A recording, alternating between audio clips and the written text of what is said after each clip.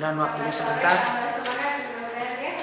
Oke, untuk mahasiswa atas nama Dila Gunarti dengan NPM di 1214009 dengan judul Gambaran Pengetahuan Ibu Terhadap Penyakit Diare pada Balita di Wilayah Kerja Puskesmas Paul, Kecamatan Cibeduk, Kabupaten Bogor tahun 2017. Pada Dila, saya silakan untuk membacakan hasil KTI-nya langsung kepada bab hasil dari pembahasan.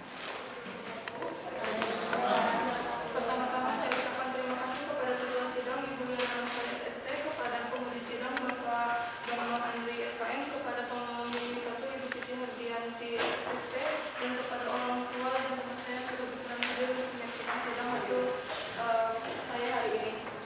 Hasil dari penelitian yang telah saya lakukan di wilayah kerja Puskesmas Sukabumi, Kecamatan Cibeduk, Kabupaten Garut, didapatkan bahwa pengetahuan ibu mengenai pengertian diare itu 41 ibu berpengetahuan baik, kemudian pengetahuan ibu mengenai tanda dan gejala didapatkan 83 ibu berpengetahuan baik, pengetahuan ibu mengenai komplikasi